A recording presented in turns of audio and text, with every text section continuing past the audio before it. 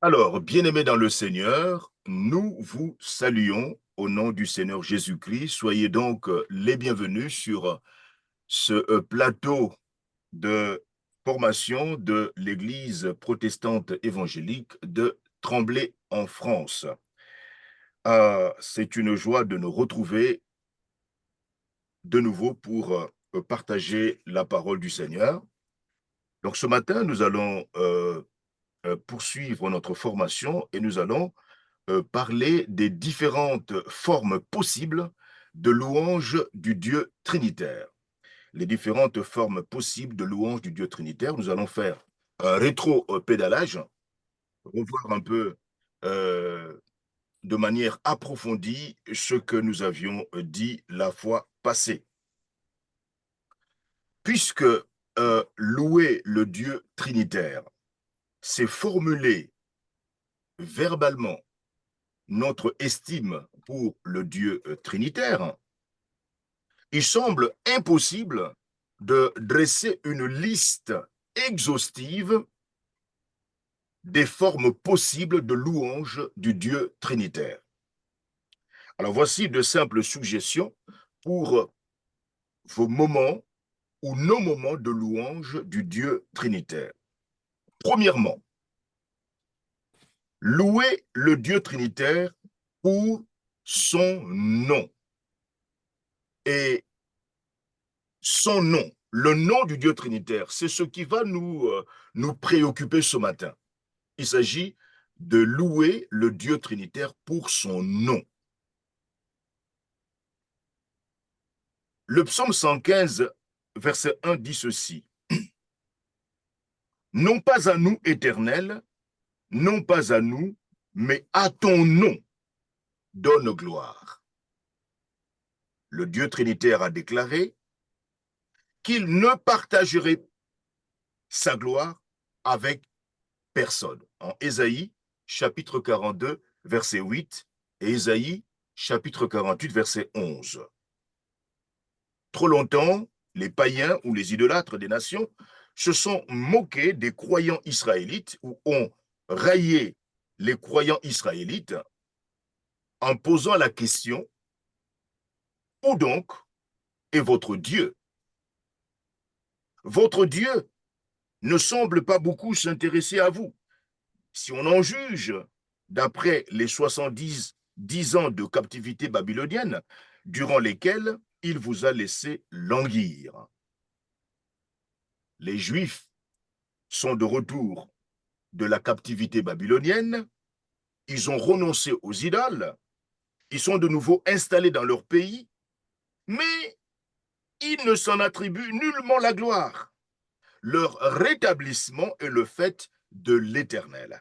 Il les a restaurés à cause de son amour immuable pour son peuple et à cause de sa fidélité à sa promesse.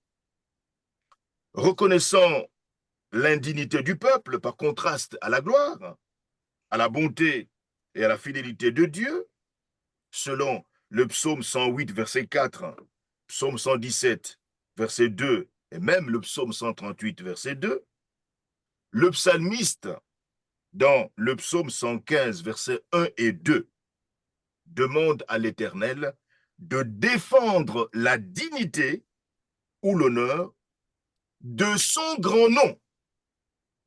Le psaume 115, verset 1, appelle à glorifier le nom de l'Éternel comme cela est dû. Glorifier le nom de l'Éternel comme cela est dû. Josué, chapitre 7, verset 9. Daniel 9, 18, verset 19. Même Nombre 14, verset 15 et 16. Et Ésaïe 48, 11 vont dans le même sens. Il n'y a aucune raison pour que les idolâtres des nations se moquent des croyants. En posant la question, où donc est leur Dieu? Les idolâtres des nations ne peuvent désormais plus tenir ce discours moqueur. Leur mépris et leur moquerie ont cessé car ils ont été réduits au silence. Dieu à glorifier son nom. Alors, nous allons donc parler des noms de Dieu ou des noms de la divinité. Quel est ce nom de Dieu que nous devons glorifier? Une vénération toute particulière était due au nom de Dieu en Israël, selon Exode chapitre 20, verset 7, Deutéronome chapitre 5, verset 11. Car ce nom, objet du plus haut respect de la part de tous les croyants, était pour l'Israélite comme la personne même du Seigneur. Le nom de Dieu, c'est Dieu lui-même. Dans Exode chapitre 23, verset 20, il est dit de l'ange qui manifestait sa présence que le nom de Yahvé était en lui. Ce qui signifie que Dieu lui-même était en lui. Et dans Deutéronome chapitre 12, verset 11, nous lisons qu'au pays de Canaan, Dieu se réservera un lieu où résidera son nom. Dans d'autres passages, le nom de Dieu est encore synonyme de sa présence. Par exemple, le psaume 20, verset 2, dit ceci, que Yahvé l'exauce au jour de la détresse, que le nom du Dieu de Jacob le protège. Ainsi s'explique le fait qu'au nombre des péchés principaux condamnés par le décalogue, figure celui qui consiste à prendre le nom de Dieu en vain. Et cette vénération du nom ineffable de Dieu, Yahvé, versa même chez les Juifs dans la superstition. On en vint à ne pas oser prononcer ce nom, à en interdire l'usage et à punir de mort des rabbins même qui, par erreur, l'avaient publiquement prononcé. Le mot lu, sinon écrit, fut rayé du texte sacré. On ne pouvait pas prononcer ce nom de Dieu. Le nom de Dieu est plus qu'un simple titre. Il désigne tout ce que Dieu est, sa nature, ses attributs et son caractère. En réponse à la supplication de Moïse, en Exode 33, verset 18, fais-moi voir ta gloire. Eh bien, Dieu fait une promesse à Moïse, au verset 19 de Exode 33, en lui disant ceci, je ferai passer devant toi toute ma bonté et je proclamerai devant toi le nom de l'Éternel. Et pour accomplir la promesse, sa promesse à Moïse, en Exode 33, verset 19, Dieu révèle certains de ses attributs à Moïse, en Exode, chapitre 34, versets 6 à 7. Quels sont les attributs que l'Éternel révèle à Moïse? Et l'Éternel passa devant lui et s'écria, l'Éternel, l'Éternel, Dieu miséricordieux et compatissant, lent à la colère, riche en bonté et en fidélité, qui conserve son amour jusqu'à 1000 générations, qui pardonne l'iniquité, la rébellion et le péché, mais qui ne tient point le coupable pour innocent et qui punit l'iniquité des pères sur les enfants et sur les enfants des enfants, jusqu'à la 3e et à la 4e génération. Exode 34, versets 6 et 7. Dans toute l'Écriture, le nom de Dieu équivaut à sa personne, à la personne de Dieu. Quand David déclare vouloir chanter le nom de l'Éternel, du Très-Haut, psaume 7, verset 18, même le psaume 113, verset 1, psaume 135, verset 1, même le psaume 148, verset 5, eh bien, David ne pensait pas à un titre,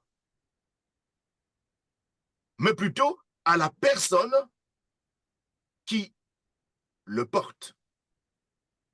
Et quand les nations sont invitées à craindre le nom de l'Éternel, psaume 102, verset 16, c'est de l'être majestueux de Dieu dont il est question. Et quand le Seigneur Jésus, dans sa prière sacerdotale, déclare au Père, j'ai fait connaître ton nom aux hommes que tu m'as donné du milieu du monde. Jean 17, verset 16.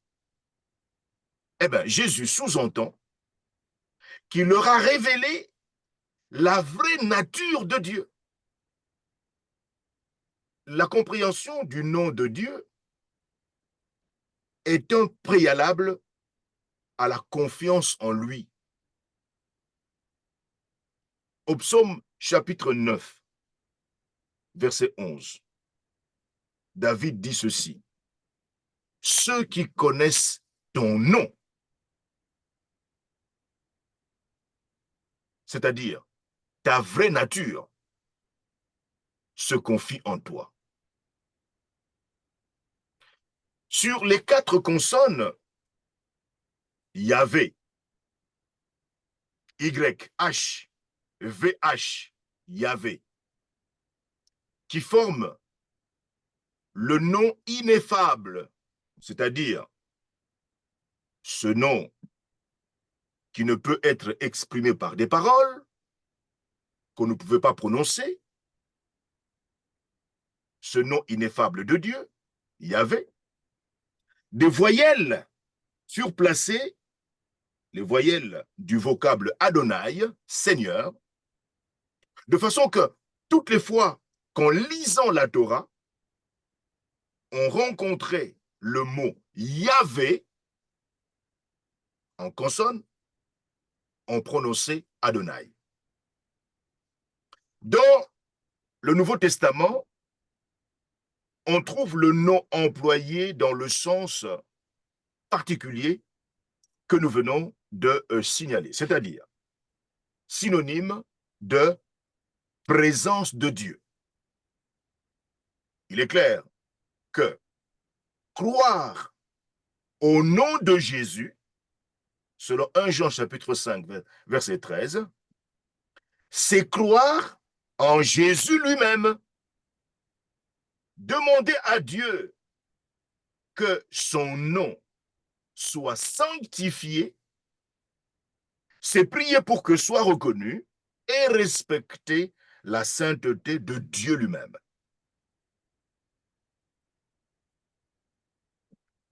Le rôle joué par le nom dans les actes des apôtres est très intéressant. Vous voyez, par exemple, nous pouvons lire, par exemple, euh, frère Paul, est-ce que tu peux nous lire Acte 3, verset 16, chapitre 3, verset 16. Et notre sœur Yali peut nous lire Acte 4, verset 10, verset 12, verset 17, verset 30. Nous verrons dans le livre des Actes le rôle joué par le nom. Le nom. Acte 3, chapitre, verset combien? 16.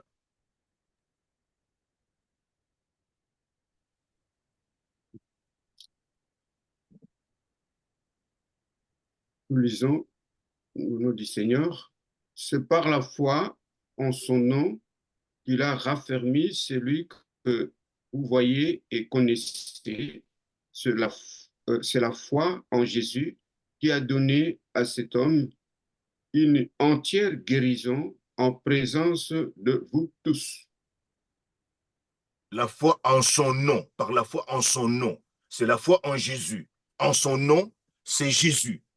C'est la personne de Jésus. Le nom, c'est la personne de Dieu elle-même. Alors, acte 4, verset 10, verset 12, verset 17 et verset 30. Soyali. Ok, lisons. Sachez-les tous et que tout le peuple d'Israël le sache, c'est par le nom de Jésus-Christ de Nazareth que vous avez crucifié et que Dieu a ressuscité des morts.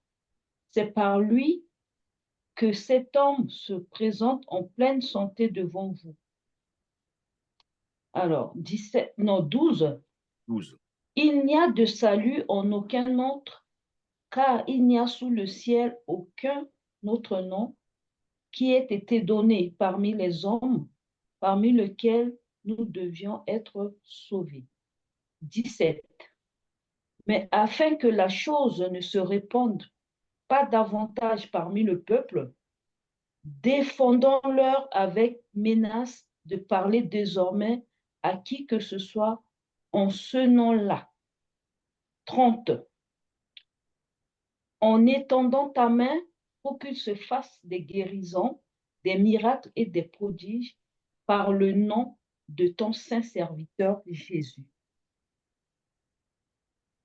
Amen. 30. Le nom, c'est la personne même de Jésus. Et même chose, acte 5, verset 28 et verset 40, acte 8, verset 12 et 16, acte 9, verset 15, vous voyez, et 16, acte 10, verset 43, acte 19, verset 17, 21, chapitre 21, verset 13, acte 26, verset 9. Même chose.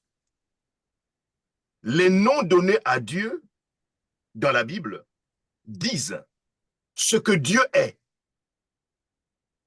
Et ces noms, eh bien, le disent sans doute mieux que tous les commentaires qui peuvent être faits sur sa personne. Excusez-moi, je vais fermer la porte.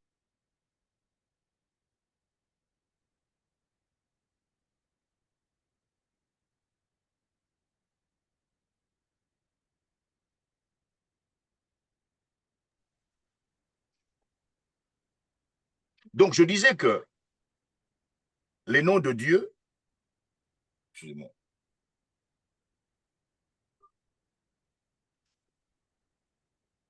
les noms de Dieu, les noms donnés à Dieu dans la Bible disent, excusez-moi,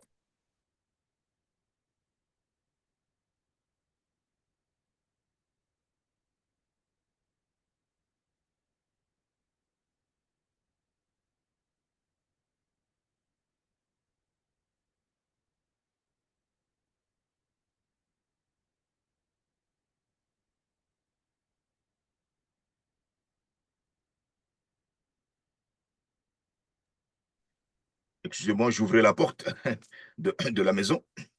Voilà, donc, les noms de Dieu, je disais que les noms qui sont donnés à Dieu dans la Bible disent ce que Dieu est. Si nous voulons savoir ce que Dieu est, eh bien, c'est à travers les différents noms que Dieu porte qui nous permettent justement de réaliser cela. Et nous disons que ces noms qui sont donnés à Dieu, eh bien, disent euh, ce que Dieu est mieux que tous les commentaires qui peuvent être faits sur la personne de Dieu. Alors, les noms de Dieu révélés dans l'Écriture sont liés à une gamme étendue de ses attributs glorieux. Alors, premièrement, dans l'Ancien Testament, Dieu, Dieu ou la divinité. Lorsque nous parlons de la divinité, il s'agit, n'est-ce pas,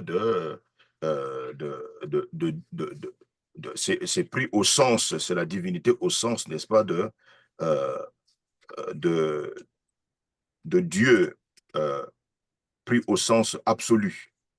Il s'agit, n'est-ce pas, du vrai Dieu. Nous parlons du vrai Dieu. Donc, Dieu ou la divinité est révélé sous les 6 noms simples suivants. Alors, je vais présenter le tableau. Hein. Voilà, j'ai prévu un tableau qui... Voilà. Alors, attendez. Attendez, je veux partager ça.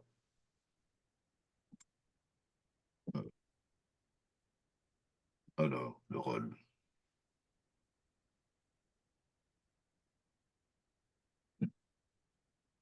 Voilà, alors, je veux partager mon tableau. Une seconde.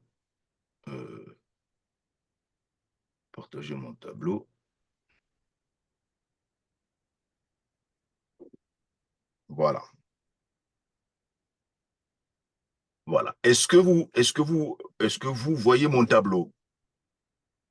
Oui. Voilà, très bien. Donc, je disais que voilà. Donc, dans l'Ancien Testament, Dieu ou la divinité est révélé sous les 6 noms simples suivants. Alors, vous avez, sur mon tableau, vous avez ici à gauche donc, la classification à l'extrême gauche, et puis au milieu, l'expression française, et puis à l'extrême droite, l'équivalent hébraïque, c'est-à-dire le nom en question de Dieu en hébreu. Classification, les 5 formes ou les 5 noms, c'est 5. J'ai dit 6, non, c'est 5. Les 5 noms simples de la divinité. Les 5 noms simples de Dieu ou de la divinité. Alors, le premier nom simple de la divinité ou de la divinité, c'est Dieu. C'est Dieu. En hébreu, Elohim. Elohim, en hébreu, c'est le premier nom simple de la divinité, selon Malachie 3, 18, hein, qui nous dit qu'on verra la différence entre ceux qui servent Dieu et ceux qui ne le servent pas. Ça, c'est Malachie 3, 18, n'est-ce pas, qui le dit. Et donc, Dieu, Elohim en hébreu, est un pluriel quant à sa forme, mais un singulier dans son sens lorsqu'il se réfère au seul vrai Dieu. Le verset 26 de Genèse chapitre 1 met l'accent sur la pluralité dans la divinité. Vous voyez, le verset 27, vous voyez, lorsque Dieu dit en Genèse 1, 26, faisons l'homme, Dieu dit, faisons l'homme à notre image, faisons Dieu, vous voyez, à notre image, évidemment, il est question ici de la pluralité de Dieu, et le Dieu qui parle, le Elohim, voyez, c'est un Dieu pluriel. Et lorsqu'il est question, n'est-ce pas, de la pluralité en Dieu, il est fait allusion à la Trinité, au Père, au Fils et au Saint-Esprit. Voyez, et le verset 27 sur son unité, l'emploi du pluriel suggère la Trinité. Voyez, on voit cela dans Genèse 2, verset 5.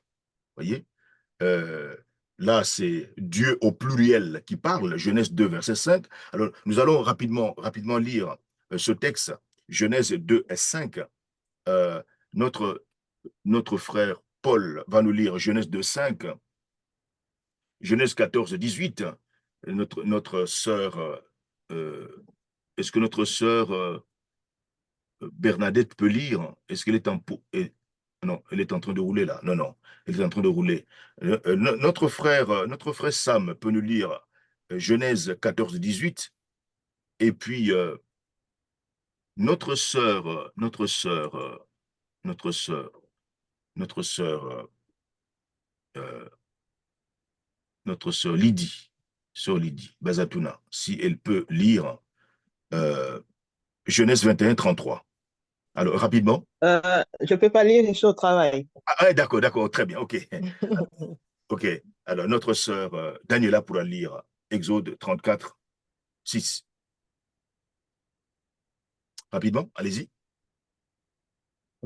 Genèse 2, verset 5. Un instant, je l'ai perdu.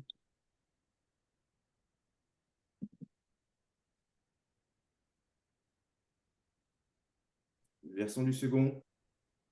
Lorsque l'Éternel Dieu fit la terre et le ciel, il n'y avait encore aucun arbuste de champ sur la terre et aucune herbe de champ ne poussait encore, car l'Éternel Dieu n'avait pas fait pleuvoir sur la terre et il n'y avait pas d'homme pour cultiver le sol. Amen. Genèse 2:5, hein, Oui, 14:18.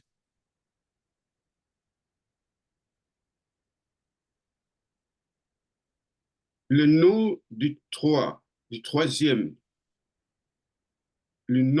troisième est le tigre. Il court Genèse, à l'est. Hein? Genèse 14:18. Genèse chapitre 14.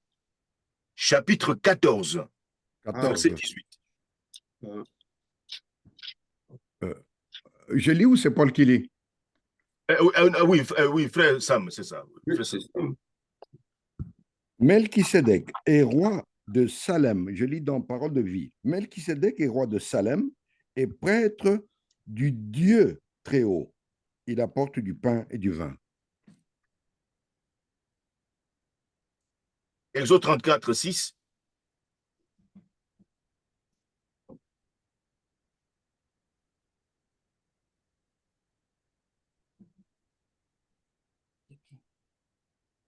Euh, Ah oui, Daniela. Ah non, elle n'est pas disponible. bon. Bon, je peux faire la lecture. Oui, vas-y, vas-y. L'Éternel passa devant lui et s'écria, L'Éternel, l'Éternel, l'Éternel est un Dieu de grâce et de compassion, lent à la colère, riche en beauté et en vérité. Très bien. Alors, regardez sur le tableau de droite, là. Non. Donc, de droite. Attendez là. Voilà. Ici, en hébreu, Dieu, c'est El. El ou Ella, c'est au singulier. Au pluriel, c'est Elohim. Le nom pluriel du Dieu trinitaire le décrit comme créateur.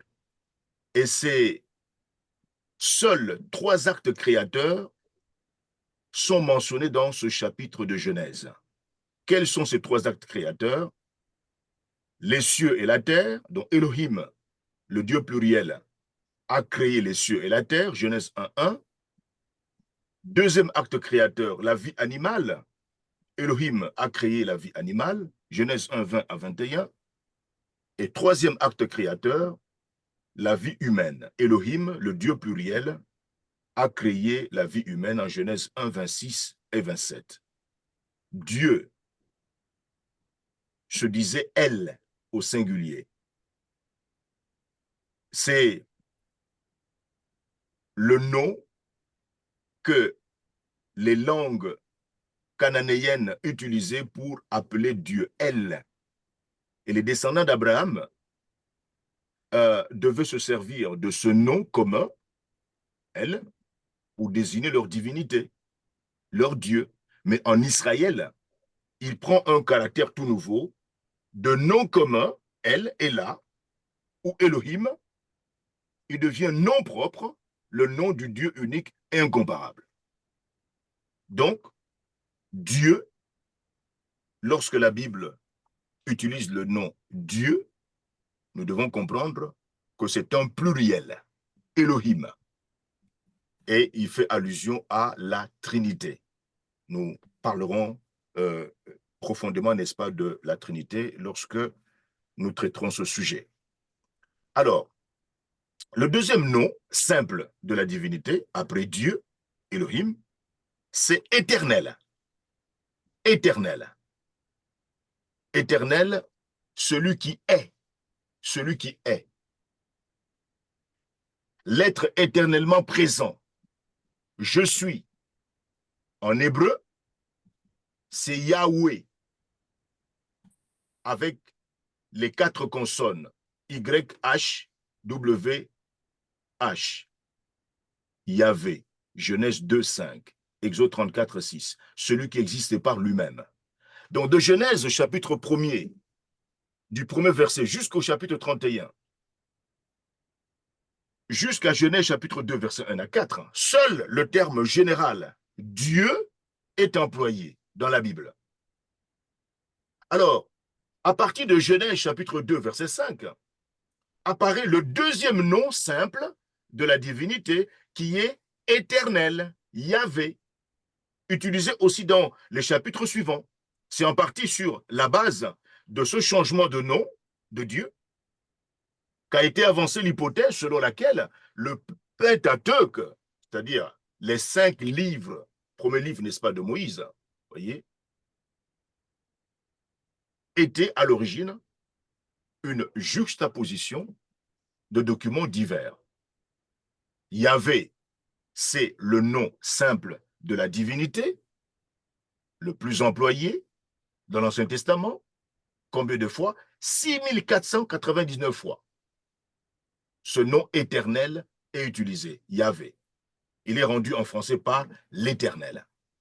Et cette appellation, approximativement conforme, traduit non pas un substantif ou non pas un nom, mais plutôt une épithète ou ce qu'on adjoint à un nom, à un pronom pour le qualifier, un adjectif qualificatif, un nom, une expression en apposition, ou une qualification louangeuse ou injurieuse donnée à quelqu'un qui en hébreu se présente sous la forme d'un tétragramme YHVH composé de 4 lettres. C'est le nom ineffable, c'est-à-dire qui ne peut être exprimé par des paroles, que les Juifs n'avaient pas le droit de prononcer et auquel ils devaient substituer, remplacer dans la lecture le Seigneur, mon Seigneur Adonai. C'est-à-dire que les Juifs, quand ils lisaient le texte sacré et qu'ils tombaient sur le nom éternel, Yahvé, eh bien, il était tellement sacré, ils ne pouvaient pas le lire. Il fallait le remplacer par un autre nom, Adonai, le Seigneur. Et un rabbin qui, par erreur, avait prononcé le nom éternel, Yahvé, était mis à mort. Terrible. À l'origine, l'hébreu s'écrivait sans voyelles. Ces voyelles furent ajoutées par les massorètes et les spécialistes, n'est-ce pas, des textes sacrés entre les 5e et 10e siècles de notre ère. C'est pour cette lecture que les massorètes eurent l'idée d'accompagner les 4 consonnes Yahvé, donc YHVH, des voyelles appartenant au substantif, au nom Seigneur, Adonai. Donc, craignant d'enfreindre le 3e commandement d'Exode 27, Les Juifs n'osaient pas le prononcer et ils substituaient toujours le nom Seigneur, Adonai. Le lecteur juif ne s'y trompait pas. Il savait qu'il avait sous les yeux deux mots en un. L'un tout en voyelle, Adonai, et l'autre tout en consonne, Yahvé. J'espère que vous me suivez. C'est-à-dire que lorsque l'Israélite voulait lire Yahweh, il ne lisait pas Yahweh. Il le remplaçait par un autre nom, Adonai. Vous voyez? Donc en fait, il y avait deux noms qui, voilà, il y a Adonai qui remplaçait Yahweh, qu'on ne pouvait pas prononcer. Mais plus tard, les traductions chrétiennes transcrivirent fautivement par Jéhovah, exprimant ainsi un seul mot, là où il y en avait deux. C'est par Yahvé ou Yahweh, Yahvé, qu'il convient de rendre le tétragramme sacré. La traduction par l'Éternel exprime l'idée étymologique, c'est-à-dire d'origine, donnée par la Bible elle-même. La prononciation Yahvé correspond à l'expression primitive, alors que la forme Jéhovah, Jéhovah, est la transcription d'un terme hybride composé des consonnes de Yahvé, Yahvé, et des voyelles d'Adonai. D'après Exode 3,14, Yahvé signifie en effet celui qui est. Nous trouvons dans ce nom à la fois l'affirmation métaphysique de l'être éternellement présent, je suis, qui est à l'origine et au terme de toute existence. Dieu unique, incomparable, sans limitation. Et l'affirmation morale et spirituelle de la fidélité divine. Donc lorsque le nom éternel est prononcé, il faudrait que nous comprenions qu'il signifie celui qui est. Et il affirme de manière métaphysique l'être éternellement présent, celui qui est, celui dont l'existence ne dépend de personne, l'être qui est à l'origine et au terme de toute existence. C'est le Dieu unique, incomparable, sans limitation. Mais ce nom éternel affirme aussi la fidélité divine de manière morale et spirituelle. Yahvé, c'est le Dieu qui veut s'unir à l'homme et lui donner sa vie. La racine de Yahvé est à la fois être et vivre. Immortalité, vérité, fidélité sont réunis en Yahvé. Immortalité, vérité, fidélité sont réunis en Yahvé, en l'Éternel. Si Elohim insiste sur un attribut de Dieu qui est la puissance, Elohim, c'est celui qui crée, voyez, au commencement, Dieu, c'est-à-dire Elohim, les dieux Elohim, au pluriel, le Dieu pluriel, insiste sur la puissance. C'est Elohim qui crée, c'est la puissance. Par contre, Yahvé, l'Éternel, révèle davantage son essence même.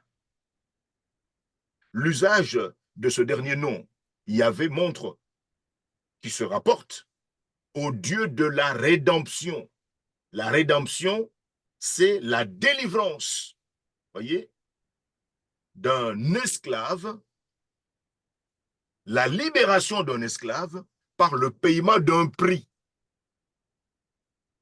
Donc, ce nom éternel, ou Yahvé, se rapporte au Dieu de la rédemption, le Dieu qui veut s'unir à l'homme et lui donner sa vie, et de l'alliance qui se révèle à l'homme pour le sauver. Le troisième nom simple de la divinité, nous avons vu deux noms, Dieu, ensuite éternel. Maintenant, le troisième nom simple de la divinité, c'est Seigneur, au sens de maître. En hébreu, c'est Adonai, Adon ou Adonai. Genèse chapitre 15, verset 2. C'est le propriétaire souverain de toute la création, celui à qui on obéit sans discuter, selon Malachie 1, 6. Ce quatrième nom, ce troisième nom,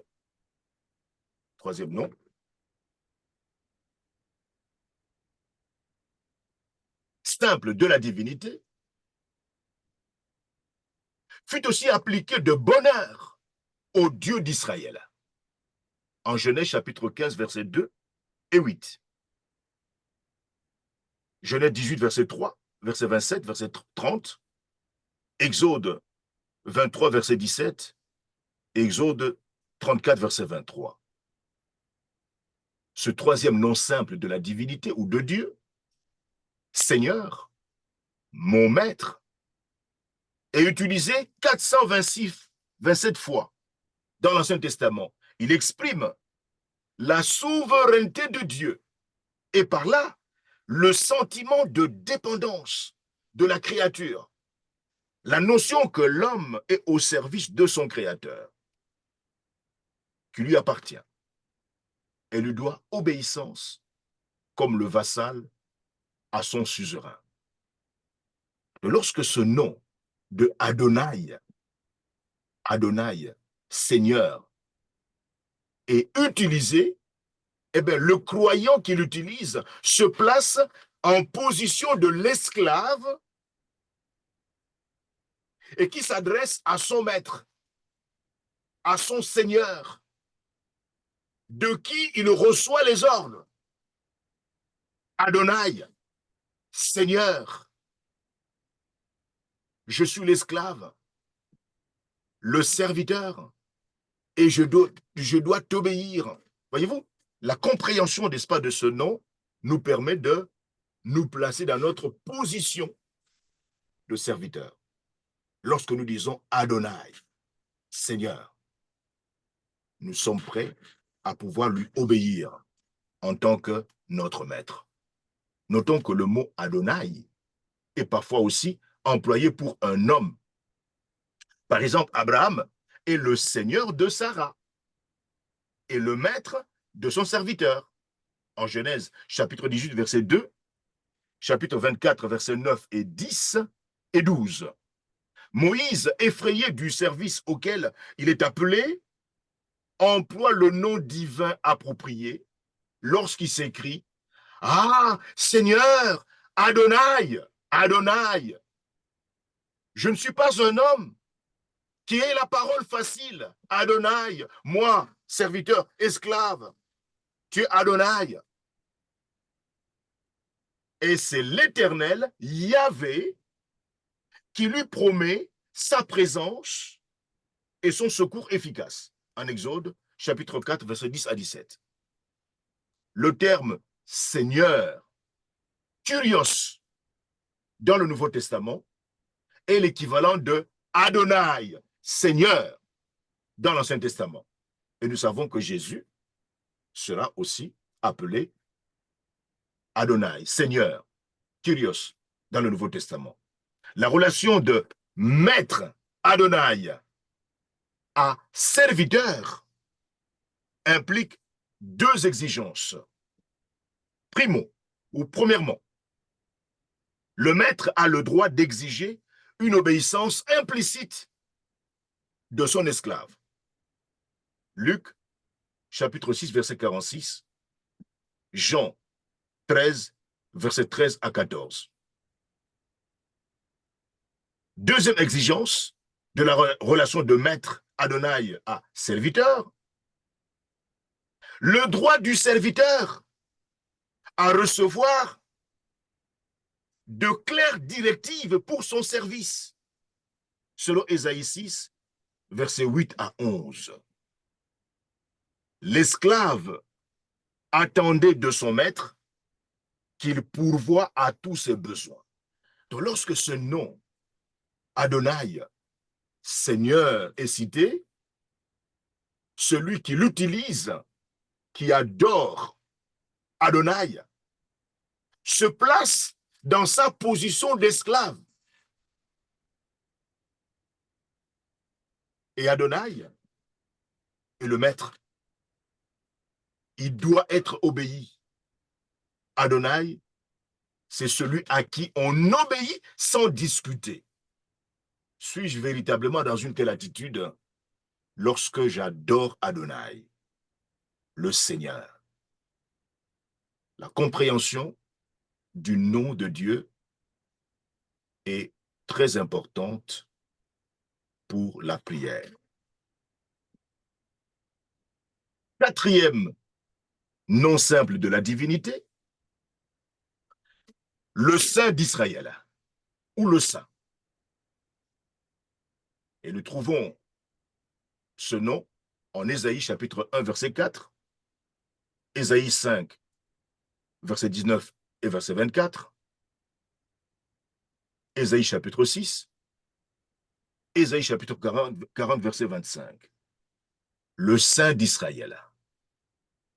Dans ce quatrième nom simple de la divinité, le Saint d'Israël ou le Saint, manifeste la sainteté de Dieu, son ineffable pureté, son horreur du mal, sa haine du péché, ainsi que sa gloire, sa majesté, son élévation et sa grandeur suprême. Donc lorsque ce quatrième nom simple de la divinité est cité dans la louange, nous devons comprendre que ce nom manifeste la sainteté de Dieu, sa pureté, son horreur du mal, sa haine du péché. Qu'en est-il de notre vie? Bien évidemment, cela a une incidence sur notre vie, parce que lorsque nous crions vers le Saint et que nous comprenons ce qu'il est véritablement, qu'il a horreur du mal, qu'il entretient une haine totale du péché, bien évidemment, le péché de notre vie ne pourra que nous amener à confesser nos manquements. Dans le livre d'Ésaïe, Dieu est souvent appelé le Saint d'Israël, ou seulement le Saint, pour dire le Dieu d'Israël, ou le vrai Dieu. En Ésaïe chapitre 1, verset 4, Ésaïe chapitre 5, verset 19 et 24, Ésaïe chapitre 6, Ésaïe 40, verset 25. D'après Ézéchiel, Dieu se fait connaître comme Yahvé, l'Éternel, comme le Dieu puissant et vrai, en manifestant sa sainteté. Ézéchiel chapitre 20, verset 41. Ézéchiel chapitre 28, verset 22. Ézéchiel 36, verset 23. Il faut remarquer que Dieu jure par sa sainteté, comme il jure par lui-même. C'est le cas en Amos, chapitre 4, verset 2, dans le psaume 89, verset 36, Genèse 22, verset 16, Exode 32, verset 13, Jérémie 22, verset 5, et Ésaïe 45, verset 23. Sainteté semble être synonyme de divinité. On en est convaincu après la lecture d'un livre comme le Lévitique. La sainteté, considérée en Dieu, n'exprime pas tant un de ses attributs particuliers que son caractère même.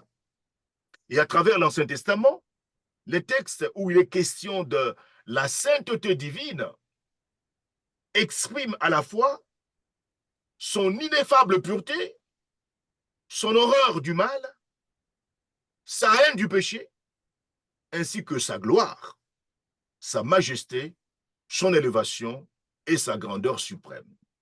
La sainteté de Dieu est en relation intime avec sa jalousie, sa colère et sa vengeance.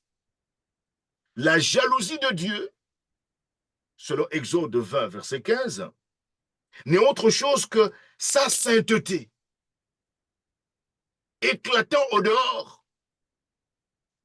Et Ézéchiel 38, verset 18 et verset 23 nous dit que dans sa jalousie et sa colère, l'Éternel exercera ses jugements sur le pays d'Israël et qu'ainsi, il se glorifiera et se sanctifiera. La vengeance de Dieu est une conséquence de sa jalousie et de sa colère. Selon Naoum, chapitre 1er, verset 2. Ézéchiel, chapitre 25, verset 14 et 17. Jalousie, colère et vengeance éclatent chaque fois que la volonté sainte de Dieu se heurte à l'opposition des hommes, qu'elle est méconnue et transgressée. Et en se révélant comme saint, Dieu intimait à Israël l'ordre d'être saint. En Lévitique chapitre 11, verset 44, Lévitique 19, verset 2, Lévitique 20, verset 7 et 26, et 1 Pierre 1, 16. Un tel ordre vaut évidemment pour les croyants en Christ de la nouvelle alliance. Le cinquième nom simple de la divinité, c'est le Père. Le Nouveau Testament nous dit que Dieu est lumière. Dieu est amour. 1 Jean, chapitre 1, verset 5 et 1 Jean, chapitre 4, verset 8. Mais lumière et amour sont là plutôt des attributs. Ce ne sont pas des noms divins. La plus haute révélation décerne à Dieu le titre qui résume pour le croyant toutes les autres appellations et tous les attributs. C'est le titre de Père. Vous voyez? La paternité divine se révèle au maximum dans cette notion du Dieu sauveur, qui donne une deuxième fois la vie à ses enfants adoptifs en Christ. Ça, c'est le rôle du Père. Le Papa, ce Dieu sauveur, donne une deuxième fois la vie à ses enfants adoptifs en Christ. La première fois, il nous a donné la vie lorsque nous sommes nés, nous sommes sortis du ventre de notre maman. La deuxième fois, c'est lorsque nous nous sommes repentis et convertis à Christ en nous faisant renaître de nouveau. Le contenu et le sens de ce cinquième nom simple de la divinité, qui est celui de Père, c'est sans doute Jésus-Christ, l'auteur de la parabole de l'enfant prodigue en Luc chapitre 15, de l'oraison dominicale en Luc chapitre 11 verset 2, de la prière sacerdotale en Jean chapitre 17, qui nous les a pleinement révélées.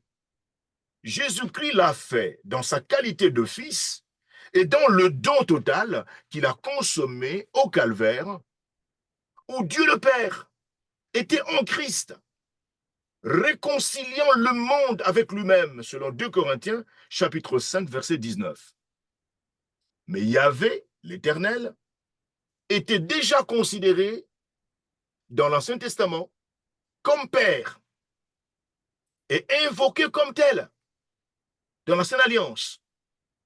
Qu'on se souvienne des incomparables strophes du prophète Ésaïe, en Ésaïe 63, verset 16, et Ésaïe 64, verset 7, où il est dit ceci.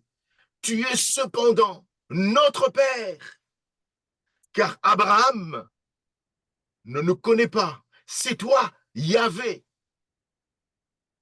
qui est notre Père, qui, dès l'éternité, t'appelle notre Sauveur. Ésaïe 63, verset 16, et Ésaïe 64, verset 7. Il y a là, plus que l'idée du Dieu qui donne l'existence à la nation, la nourrit, la protège, la sauve dans son territoire. Selon Osée, chapitre 11, verset 1. Qu'on réalise les passages où les écrivains sacrés parlent des relations entre Dieu et l'homme, de l'indignité des pécheurs au titre de fils de Dieu. Selon Ésaïe, chapitre 1, verset 2, Ésaïe 30, verset 1 à 9, et même le psaume 73, verset 15. Et ceux qui attribuent à Dieu l'épithète de sauveur, selon le psaume 106, verset 21, Ésaïe 43, verset 3 et 11, 49, psaume 49, verset 26, psaume 60, verset 16, psaume 63, verset 8, Jérémie 14, verset 8, et même Sophonie 3, verset 17, la paternité divine se révèle au maximum dans cette notion du Dieu sauveur qui donne une deuxième fois la vie à ses enfants adoptifs en Jésus-Christ. Ainsi, à travers les noms de Dieu, nous constatons que la révélation biblique est restée toujours pareille à elle-même depuis ses origines et qu'à travers les formes diverses de son nom s'exprime toujours le caractère, l'identité, la volonté, les actes de Dieu. Nous avons donc vu les 5 noms simples de la divinité. Maintenant, nous allons voir les 7 formes composées ou les 7 noms composés de la divinité avec elle. C'est-à-dire que elle, c'est-à-dire Dieu, est maintenant, à Dieu est associé autre chose. De nom commun, Dieu, qui se disait elle, devint un nom propre, le nom du Dieu unique et incomparable. C'est ainsi qu'il s'accompagne toujours d'une épithète qui va souligner un aspect, une vertu du même Dieu. Nous allons maintenant rajouter à Dieu une épithète pour présenter une vertu du même Dieu. Alors, le premier, il y a 7 noms composés de la divinité ou de Dieu avec Dieu. Le premier nom composé de la divinité avec elle ou Dieu, c'est le Très-Haut, le Très-Haut, le Dieu Très-Haut. C'est Dieu avec quelque chose. Le Très-Haut ou le Dieu Très-Haut. En hébreu, c'est El Elyon. Genèse, chapitre 14, verset 18. Dieu est une épithète. Le Très-Haut, le Dieu Très-Haut. Elyon signifie le plus élevé.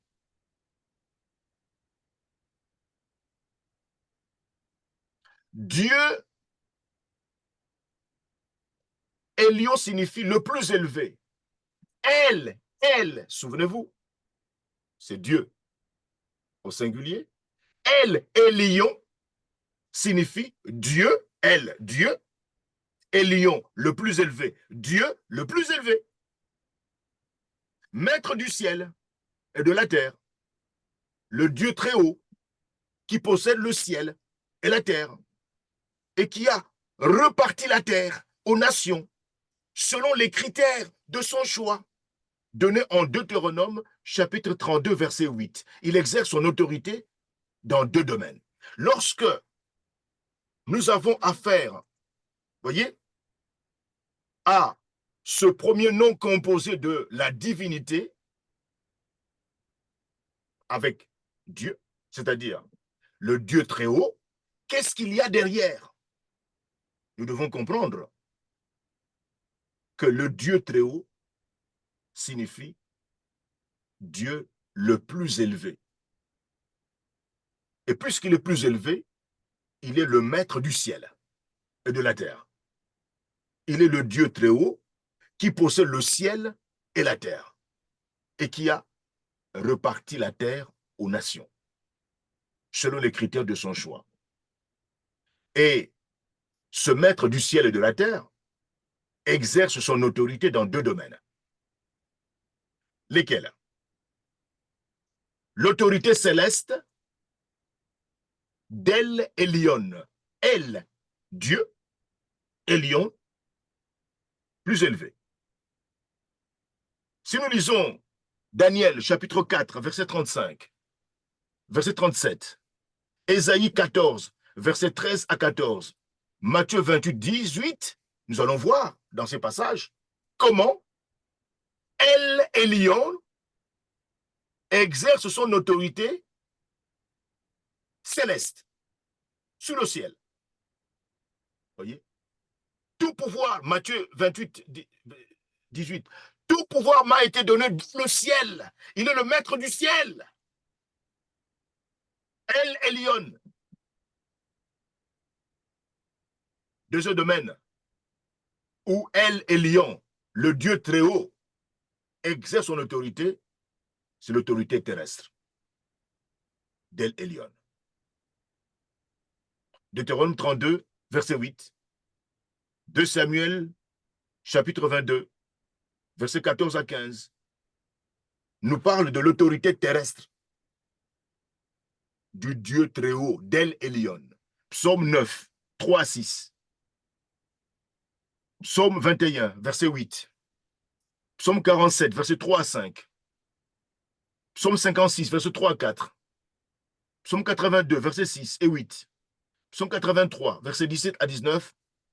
Psaume 91, verset 9 à 12. Daniel 5, verset 18, parle de l'autorité terrestre du Dieu très haut. Il est le souverain maître de l'univers. Genèse 14, 22. Et de toutes les nations.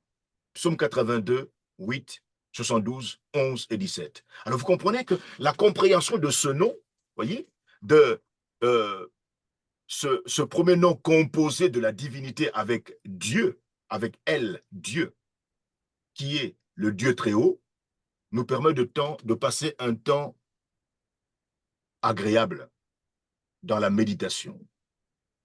Lorsque nous citons le Dieu très haut, nous savons ce qu'il est, ce qu'il fait. Et notre louange est une louange qui réjouit notre cœur, qui affermit notre foi, puisque nous comprenons ce que fait le Dieu très haut. Dieu, le Dieu très haut, très haut. Cela signifie qu'il habite un endroit que l'homme ne peut pas atteindre. Et lorsque nous nous adressons à lui, nous sommes en sécurité. Nous nous adressons au Dieu le plus élevé. Au-dessus de lui, il n'y a plus rien. Le Dieu très haut. El Elyon. Premier nom composé de la divinité. Deuxième nom composé de la divinité avec elle, avec Dieu. C'est El Roi. El Roi. Genèse chapitre 16. Le Dieu qui voit. El Roi, le Dieu qui voit. Il voit tout. Ses yeux se répandent dans l'univers. Et lorsque je m'adresse à lui, je suis en sécurité. Car son regard n'est pas passif. Ce regard est actif. El Roi.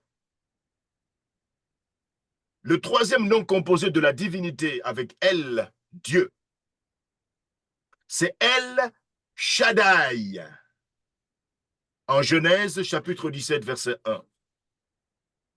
Le Dieu tout-puissant. Mieux, le Dieu qui nourrit ou qui pourvoit à tous les besoins de son peuple. C'est plutôt parce que la puissance avait déjà été soulignée par Elohim. Elohim, le Dieu pluriel qui crée l'univers, manifeste la puissance. Ici, El Shaddai, c'est plutôt la provision. Il nourrit, il pourvoit à tous les besoins de son peuple. Lorsque nous disons El Shaddai, nous sommes en face de cet être spirituel qui pourvoit à tous les besoins de son peuple. Quatrième nom composé de la divinité avec El, Dieu, c'est El Olam. El Olam. Genèse 21, 33. Le Dieu de l'éternité, El Olam. Le Dieu de l'éternité. C'est un nom divin approprié qui soulignait à Abraham la nature immuable et éternelle de l'alliance que Dieu avait conclue avec lui, en dépit du fait qu'il n'était encore qu'un résident étranger dans le pays. Genèse 23, verset 4. El Olam, le Dieu de l'éternité. Il maîtrise l'éternité. L'éternité se trouve entre ses mains. Et c'est à lui que je m'adresse. Extraordinaire, non? Extraordinaire, non? Cinquième nom composé de la divinité, avec elle, Dieu. El Gana. El Gana. Exode 20, verset 5. El Gana.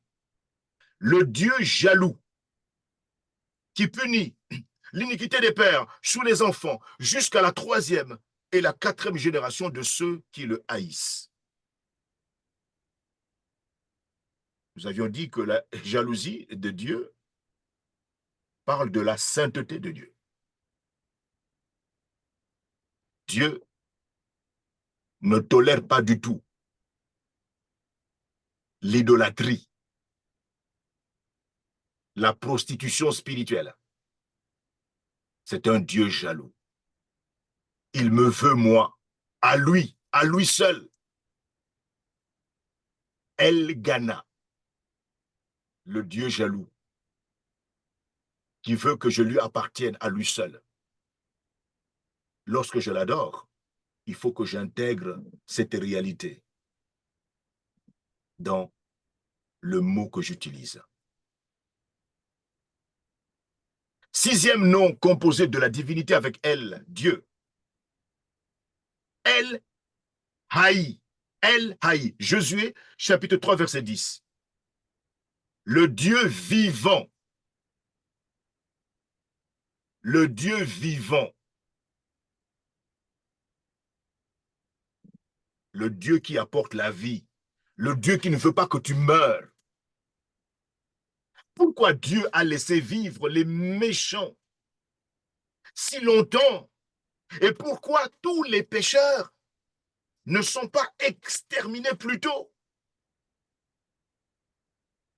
Si les hommes pécheurs peuvent subsister, c'est seulement du fait de la grâce divine. Parce qu'ils ont affaire au Dieu vivant. Le Dieu qui ne veut pas que tu meures. Le Dieu qui veut que tu vives malgré tes fautes. Genèse chapitre 2, verset 17, Ézéchiel 18, verset 20, Romains 6, 23. Pourquoi est-ce que les méchants se pavanent sur la terre? Ils devraient normalement être exterminés d'un coup. C'est à cause du Dieu vivant. Le Dieu qui veut que tu vives. Et s'il ne te châtie pas encore, il ne te massacre pas encore, c'est pour que tu te repentes et que tu te convertisses à cause du Dieu vivant. Lorsque nous l'adorons et que nous comprenons ce qu'il est, notre adoration prend un sens. Nous sommes reconnaissants. Nous nous reposons sur lui. Nous nous attendons à lui. Nous avons confiance en lui. Le septième nom composé de la divinité, avec elle, Dieu, c'est elle, Dieu, Gibor.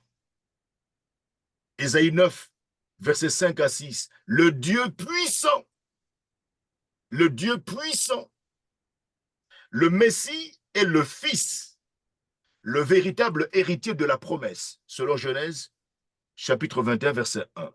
Fils de Dieu, d'une façon toute spéciale, il a droit aux titres les plus éminents. Il est l'admirable ou l'incompréhensible, comme il s'était nommé lui-même au temps des juges, en Juge, chapitre 13, verset 18. Le conseiller, le Dieu fort, le puissant, Dieu puissant, le Père de l'éternité, le Prince de la paix.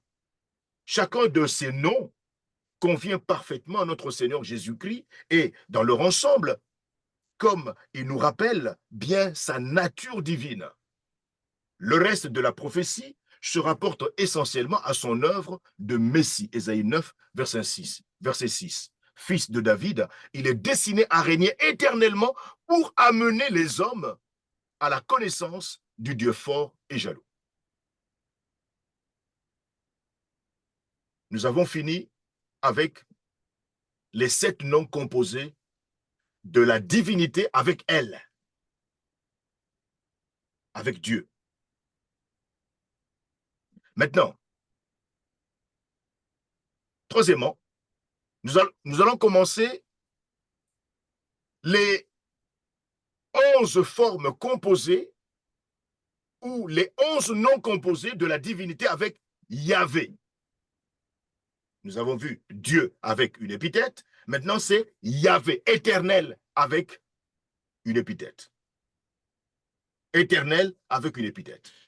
C'est Elohim, le Créateur, qui dit « Faisons l'homme à notre image » en Genèse, chapitre 1, verset 26. Mais c'est Yahvé Elohim, regardez, éternel, Dieu. Yahvé Elohim, éternel Dieu, qui entre en contact avec l'homme dès que l'homme occupe la scène, l'avertit, le juge, lui promet le salut, le revêt de peau d'animaux sacrifiés. Genèse 2, verset 7, verset 16. Genèse 3, verset 9, verset 15, verset 21. D'autres expressions composées avec le même nom, Yahvé, éternel, complètent cette révélation de la providence et du salut divin. En vérité, l'Éternel, le Dieu sauveur, l'Éternel, c'est lui qui vient vers l'homme pour le sauver. Elohim, lui, c'est le créateur. Elohim, le Dieu pluriel, il crée. Il est puissant dans la création. L'Éternel, lui, vient sauver le pécheur, le Dieu sauveur. Eh bien, Éternel répond à tous les besoins de notre être. Quand nous disons Éternel, sachons que l'Éternel, c'est lui qui vient vers nous, les êtres humains, pour nous sauver. Et il répond à tous les besoins de notre être. Maintenant, nous allons voir les 11 noms composés de la divinité avec Yahweh, avec Éternel. Alors, je ne sais pas si je dois attaquer cette série, ces 11 noms de la divinité. J'aimerais plutôt peut-être m'arrêter, pour que nous puissions respirer un petit peu et puis poser des questions et puis prier. Voilà. Hein? Cette série très intéressante, ben, nous la verrons peut-être la prochaine fois. Nous allons nous arrêter ici. Voilà, donc arrêtons-nous ici et puis essayons de voilà, poser un peu de questions hein, pour mieux comprendre voilà, ce qui a été dit. Alors, maintenant, allez-y, si vous avez des questions. Oui, sœur Maggie. Merci pour la parole. Moi, je voulais juste savoir qui donnait les noms à Dieu. Ah, c'est une bonne question. Qui donnait les noms à Dieu? Eh bien, c'est Dieu lui-même. Au fait, chaque nouveau nom est une révélation. Bon, c'est parce que je suis allé un peu trop vite. Ah, je suis allé trop vite. Il fallait que nous lisions les différents textes. Il fallait que nous lisions les différents textes hein, pour voir effectivement euh, comment Dieu, en se manifestant aux êtres humains, déclinait son nom. Tous ces noms que nous avons énumérés ici, c'est Dieu lui-même. C'est Dieu lui-même qui s'est donné ce nom en se révélant à l'homme. Voyez? Par exemple, euh, par exemple, euh, Elohim. Elohim. Voyez? Ça, c'est Genèse chapitre 1, verset 1. Au commencement, Dieu créa le ciel et la terre. Dieu, au commencement, Dieu. Ce Dieu-là, c'est Elohim. Voyez? En hébreu, c'est les dieux. Au commencement, les dieux au pluriel. Elohim. Le verbe qui vient, bara, en hébreu, est au singulier. Les dieux créa. En français, ça ne se dit pas. Les dieux au pluriel, hein, et puis le verbe qui vient, c'est créa au singulier. C'est pour montrer que les dieux, c'est une pluralité. Il y a plusieurs dieux, une pluralité en Dieu, c'est la Trinité, voyez? Sauf que ces trois sont un, l'unité au sein de la divinité. L'unité a créé, non pas les trois ont créé, non. Les trois a créé. A créé. Alors, donc, et c'est Elohim, au verset 26, Dieu dit Elohim, au verset 26, faisons l'homme à notre image. Donc, Dieu, Elohim, voyez, quand il crée, eh ben, il se présente comme étant Elohim. Elohim. C'est Elohim qui crée.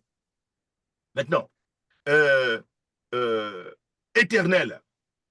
Éternel, la révélation du nom éternel intervient quand, en Genèse 2, 5. Lorsque Dieu vient vers l'homme pour le sauver, mais il se présente non pas en tant que Elohim, ce n'est pas Elohim qui vient sauver les pécheurs, mais c'est l'Éternel, Yahvé. C'est le Dieu de la rédemption. Voyez? Quand il vient sauver les hommes, il se présente comme étant l'Éternel, sauveur. Genèse 2, 5. Mais Exode 34, 6. Lorsque l'être divin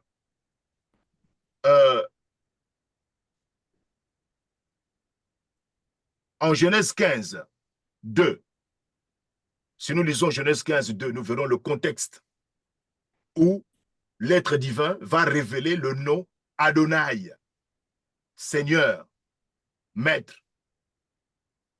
Dans le Genèse 15, 2. C'est toute une histoire. C'est dans le cadre de cette histoire que l'être divin va se révéler comme étant Adonai. Il est le maître du ciel et de la terre. Vous voyez, Adonai. Nous avons dit ça, dit ça ici lorsque Moïse effrayé du service auquel il est appelé, eh bien, il emploie le nom divin approprié lorsqu'il s'écrit Ah Seigneur, Ah Adonai, Seigneur. Tu es le maître. Moi, je suis l'esclave. Moi, je dois me soumettre à toi. Adonai, Seigneur. Voyez? Maître du ciel, de la terre. Mais tu contrôles l'univers. Voyez? Donc, chaque démarche de l'être divin vers l'homme s'accompagne d'une révélation spéciale de son nom. Oui, très simple. Mon frère, tu utilises plusieurs fois le mot révélation. Toi, tu le comprends. Est-ce que je le comprends? Est-ce que tu peux nous expliquer ce que signifie révélation? Comme ça aidera à mieux comprendre euh, euh, cette terminologie qui est utilisée en parlant des noms de Dieu. Mais révéler signifie mettre en lumière. Voyez? Révéler signifie mettre en lumière, mettre à la disposition. Mettre à la disposition. C'est-à-dire que Dieu nous informe, voyez, qui s'appelle ceci. Il nous informe. Voyez, Dieu se révèle, c'est-à-dire qu'il informe les êtres humains qu'il s'appelle l'Éternel. Voilà, hein, pour comprendre facilement les choses.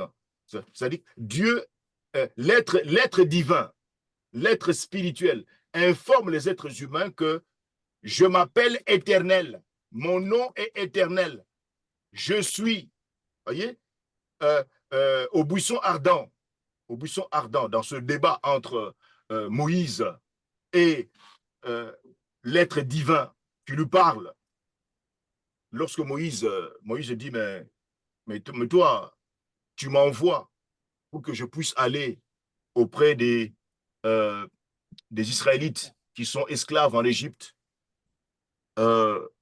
Mais s'ils me demandent, mais qui t'envoie?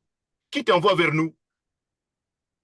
Alors, l'être divin qui lui parle à partir, n'est-ce pas, de ces buissons, lui dit, tu leur diras, celui qui s'appelle je suis, c'est-à-dire éternel, Yahweh. Celui qui s'appelle, il donne son nom, voilà, il donne son nom, il décline son identité. Là, il s'appelle je suis, l'éternel, c'est lui qui t'envoie. Voyez? Est-ce que c'est clair, hein? Oui, Mhm. oui, c'est clair. D'autres questions? Ça dit que si on ne peut pas lire, Est-ce que je peux ajouter juste une petite chose aussi? Vas-y, Euh, vas-y. Au travers de ce que tu enseignes, nous comprenons pourquoi la Bible est le seul livre au monde qui révèle Dieu et que tous les écrits, dans tous les sens, quelles que soient les cultures et autres, ne révèlent pas du tout. Et pourquoi ces choses, comment sont-elles arrivées là? Parce que Dieu s'est révélé au travers de tout ce que nous apprenons. C'est juste ça que je voulais ajouter. C'est ça. L'être divin a décliné son identité, voyez, à travers les différents noms qu'il s'est donné lui-même. Voyez? Voilà. D'autres questions? J'ai une question. Oui, vas-y. Ça veut dire que nous aussi, nous pouvons donner un nom à Dieu alors. Parce que si nous traversons une situation, Oui, et dans cette situation, Dieu se révèle à nous d'une autre façon. Par exemple, moi, si Dieu me restaure, par exemple, moi, je peux aussi l'appeler Dieu qui restaure. On peut aussi donner des noms à Dieu. Voilà. Oui, mais c'est ça, mais là, ce n'est même pas une nouveauté. C'est réservé seulement aux anciens de donner un nom à Dieu, ou nous aussi, on peut donner un nom à Dieu. Bien sûr, bien, mais nous avons dit que, par exemple, en tant que éternel, le Dieu rédempteur, le Dieu sauveur, il répond à tous les besoins des êtres humains. Alors, par exemple, la restauration, tu viens de citer un besoin là. Il les restaure. Voyez? Donc, ce que tu dis se trouve déjà contenu, n'est-ce pas, dans son nom. C'est ce qu'il fait. Donc, mais tu peux le dire. Tu comprends, ma soeur Yali? Oui. Voilà. C'est-à-dire que tous les besoins de l'homme sont déjà pourvus par ce que Dieu est. Ce que Dieu est. Voyez? Non, excusez-moi, je voudrais réagir par rapport à la question de Mayali. Vous deux, avec le frère Samuel, vous venez de souligner que voilà, le nom de Dieu sont révélés par Dieu. Alors, quand la sœur dit que nous pouvons donner un nom à Dieu par rapport à une situation, ce n'est pas cohérent. Parce que c'est Dieu qui se révèle et qui dit, moi je m'appelle, je suis. Si on te demande qui t'a envoyé, tu diras, c'est moi, tu lui diras que c'est je suis qui m'a envoyé. C'est-à-dire, le Dieu nous révèle que son nom est je suis. Alors, ce n'est pas pareil à des hommes dans une situation, ils nomment Dieu et ce nom reste. Qu'est-ce que vous pensez? Il y a le Frère frère Samuel qui vient de son Samuel. Frère Samuel. Oui, mon frère. Mon frère Paul, Oui, la réponse qui vient d'être donnée doit être comprise de la manière suivante. ouais. C'est-à-dire, même si en apparence, elle donne l'impression que c'est l'homme qui donne un nom à Dieu et Dieu devient ce qu'on vient de lui donner, non. Il faut bien comprendre la réponse. La réponse est, l'homme découvre en Dieu qu'il est Amen. aussi, ou qu'il a toujours été un Dieu qui pourvoit. C'est nous qui découvrons. Vous voyez, c'est nous qui découvrons. C'est l'homme qui découvre en Dieu que, tiens, il est celui qui possède tout ce dont j'ai besoin. Il est complet. Et je me rends compte que, tiens, dans mon besoin, dans tel ou tel besoin, il agit. Vous voyez? Donc, ne pas confondre avec l'aspect de je donne un nom, donc il devient selon ce que j'ai donné. Non, c'est moi qui découvre qu'il est Dieu. Il ne l'est pas au moment où je le dis. En réalité, je dirais même humblement, c'est moi qui découvre que, tiens, il a toujours été ce qu'il a dit qu'il est. C'est ça. Mais par contre, Dieu, Dieu peut être appelé par plusieurs noms. Hein. Par exemple, en Lingala, on dira Nzambe. Vous voyez, Nzambe. Hein. En Kikongo, Nzambiampungu. Vous voyez, Mvidimukulu. Vous voyez, vous voyez, ce sont des noms dans différentes langues, n'est-ce pas, qui désignent Dieu. Vous voyez, mais ici, nous sommes en train de parler de différents noms, voyez, de différents noms que Dieu a utilisés pour se présenter aux êtres humains. Et lorsque nous adorons le nom du Dieu trinitaire, il importe de bien comprendre, voyez, la signification de différents noms, Vous savez que finalement l'adoration, partant de la compréhension de ces différents noms de Dieu, devient un moment agréable, un moment paisible, un moment où nous nous abandonnons totalement entre les mains de ce Dieu très haut, le Dieu le plus élevé. Il est plus élevé par rapport à quoi? Par rapport à qui? Au-dessus de lui, il n'y a personne. Il est le maître du ciel. Oui. Lorsque nous adorons le Dieu très haut, nous comprenons qu'il est au-dessus de tout. Voyez? Et que l'univers lui est soumis. Il règne dans le ciel et sur terre. Et simplement son nom, le Dieu très haut, peut être l'objet de notre adoration. Voyez? Voilà. D'autres questions? D'autres questions? Je voulais juste rajouter, pasteur, que c'est pas, comme on dit, antinomique, comme la sœur Yali disait, dans le moment de louange où on s'approche de Dieu, on est exalté, on est zélé dans sa présence.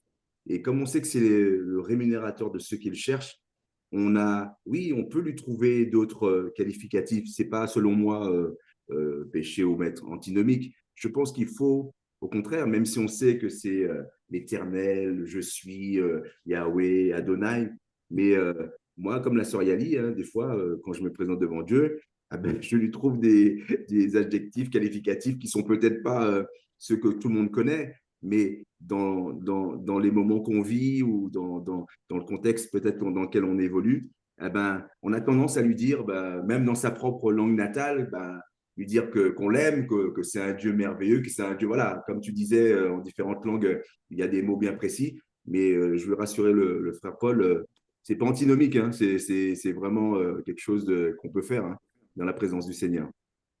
Oui, c'est ça. Oui, oui, oui. D'autres questions? D'autres questions? D'autres Ça, questions? je comprends. C'est pour le moment de prière, euh, ce que nous disons à Dieu selon l'Esprit, je comprends, mais seulement j'avais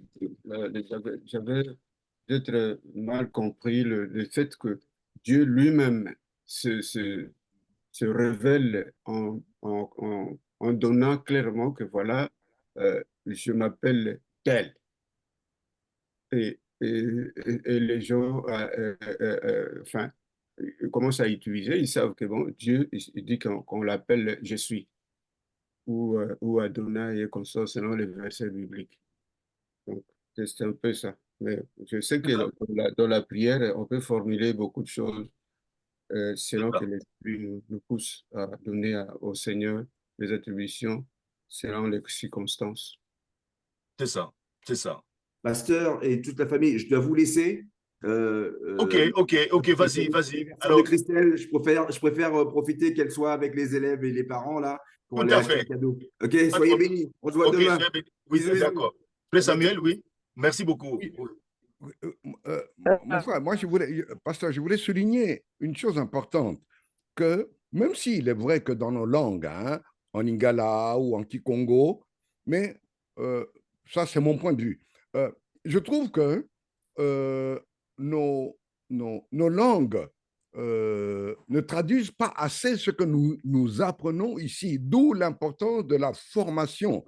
Parce que, vous voyez, dans nos langues, on a traduit par Zambiampong. Mais quand on découvre tout ce qu'il y a ici, on se rend compte de la pauvreté de la langue pour traduire tout ce que Dieu est.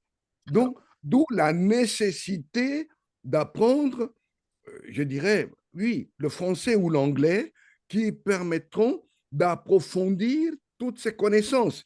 Si je me limite à ma langue maternelle, que ce soit le Chiluba ou Vidimukulu, bon, Vidimukulu, est-ce que Vidimukulu désigne Dieu, mais point. Derrière ce mot, qu'est-ce qu'il y a? Non, c'est Dieu, point. Vous voyez? Or, l'adoration, justement, elle est plus profonde que le fait simplement de connaître une notion qui peut se révéler juste une notion intellectuelle dans son esprit, et puis ça s'arrête là. Non, l'adoration, ça va plus loin. Très bien. Donc, la compréhension, effectivement, de ces différents noms, les noms simples, les noms composés avec Dieu, les noms composés avec Éternel, etc., eh bien, cette compréhension approfondit notre moment d'adoration. D'autres questions? D'autres questions? Ben, nous allons nous arrêter là. Je vais demander à notre bien-aimé frère Samuel de remercier le Père Céleste, de nous recommander entre ses mains pour que sa grâce continue à nous environner et à nous garder dans sa présence. Que notre adoration, oui, que nous puissions approfondir notre vie d'adoration du Dieu Trinitaire. Prions. Et avant de prier, Paul, avant de prier, s'il vous plaît, oui, frère Samuel, moi, le problème de la pauvreté de la langue dépend de notre application de notre langue. Moi, je pense comme ça. Les gens qui disent que le Lingala est pauvre, ou on peut dire que le Swahili est pauvre, ainsi de suite, Kikongo, tout ça, c'est notre façon de voir les choses. Mais sinon, les gens qui comprennent notre langue profondément, ils ont beaucoup d'expressions, des choses, c'est-à-dire des choses qui sont sublimes. Comme chez nous, on peut dire Indongombale.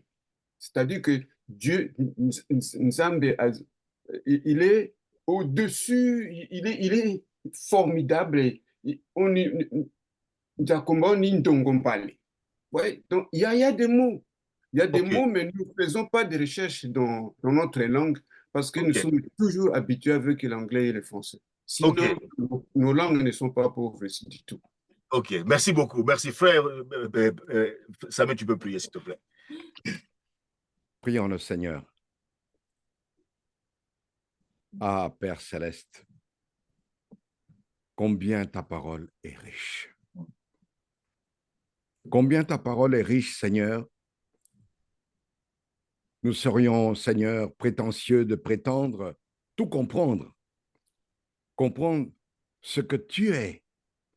Mais béni sois-tu parce que tu te révèles au fur et à mesure que nous nous attachons à te connaître.